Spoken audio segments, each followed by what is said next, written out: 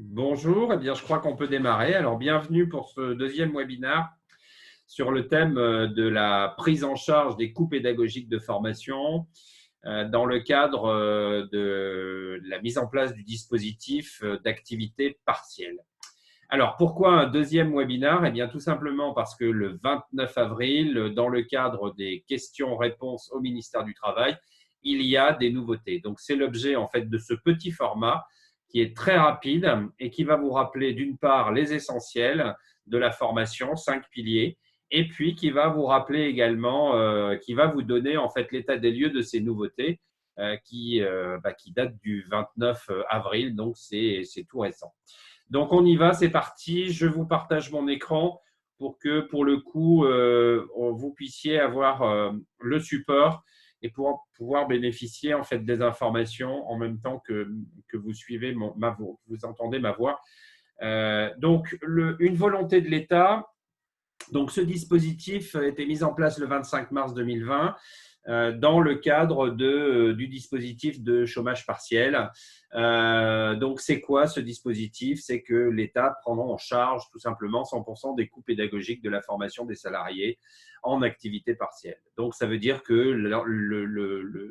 la formation a un coût zéro puisque le salarié est payé à 100% dans le cadre du chômage partiel et il n'y a plus de prise en charge du coût pédagogique.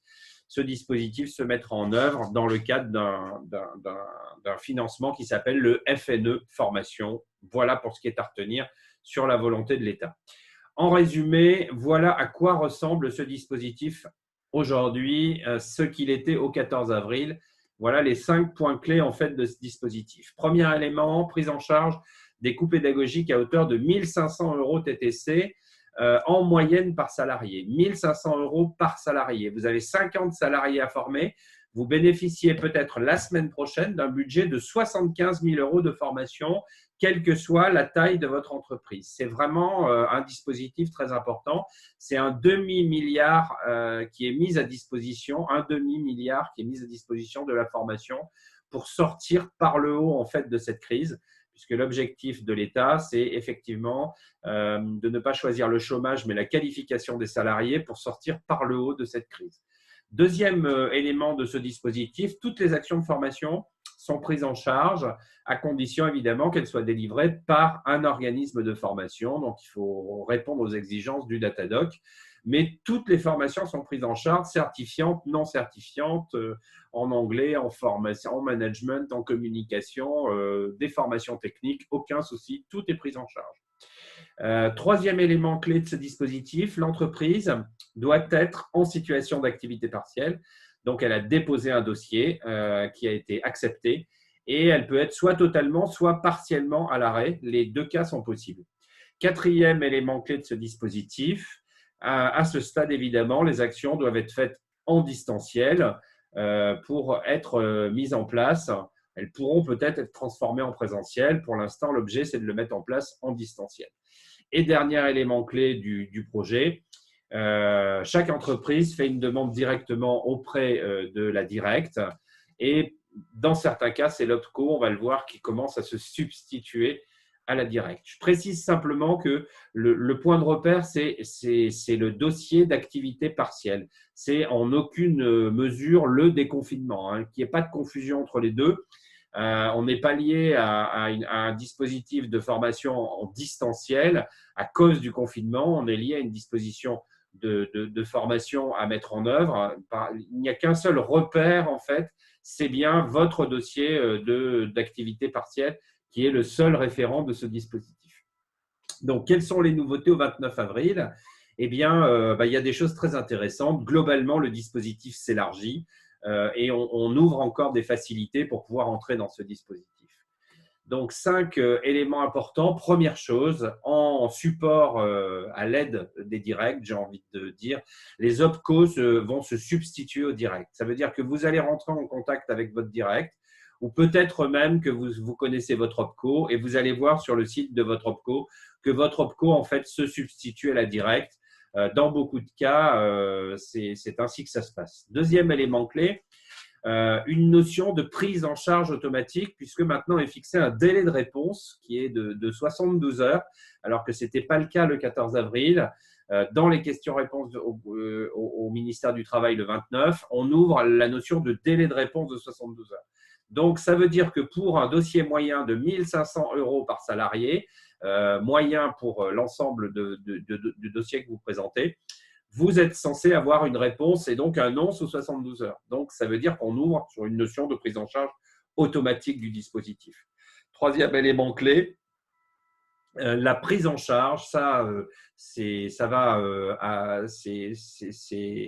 différent de ce qui avait été annoncé même le 14 avril, pour le coup, puisqu'on annonçait au 14 avril qu'au-delà de la mise en œuvre de votre dossier d'activité partielle, par exemple le 31 mai, eh bien, vous devriez supporter les coûts de formation mis en œuvre à partir du moment où le travail aura repris. Ce n'est pas le cas.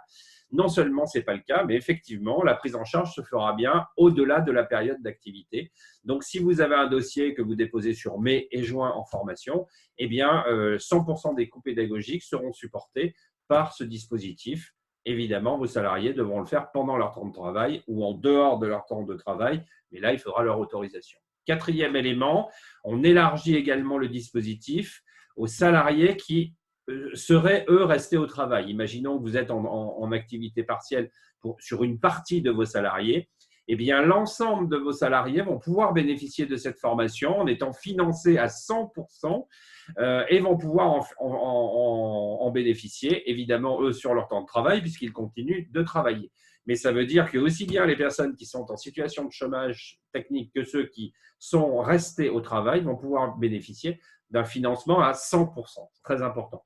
Dernier élément du dispositif, il y a une ouverture également dans ces questions-réponses sur ceux qui ne sont pas en activité partielle ou qui n'ont, pour des raisons techniques, ne peuvent pas en fait déposer un dossier de chômage d'activité partielle. Eh bien, les OPCO mobilisent des fonds, c'est le cas d'Atlas qui mobilise des fonds jusqu'à 70% en fait du financement de la formation pour pouvoir mettre en œuvre également des dispositifs de formation dans ce cadre-là. Voilà, donc 5 nouveautés qui sont vraiment très importantes en fait dans ce dispositif. Il faut mettre en place le dossier maintenant, puisque c'est maintenant que vous pouvez en bénéficier. Donc concrètement, la mise en œuvre, c'est quoi? Eh bien, c'est une demande de subvention que vous allez devoir compléter et qui est associée à des devis d'organismes de formation. Donc, soyons concrets parce que pour le coup, vous allez devoir être efficace. Il faut aller vite pour pouvoir en bénéficier. Donc, mettons en place une projection avec un organisme de formation et demandons-nous quelles sont les bonnes questions à se poser dans le cadre de ce dispositif. Imaginons que vous voulez mettre en place une formation sur la formation à distance comme pour les commerciaux, comment manager la relation commerciale à distance. Eh bien, vous allez interroger des organismes de formation. En l'occurrence, ici, Charité Bien Ordonnée commence par soi-même. Ce sont les pôles à distance de la persona. Vous avez 7 pôles et dans le pôle relation client, vous allez éventuellement trouver ce qui peut vous aller. Vous allez interroger un organisme de formation. Donc, première chose, cet organisme est-il datadocké? A-t-il un numéro d'agrément? Ça, c'est la première chose. 2, est-il qualifié pour délivrer une action de formation?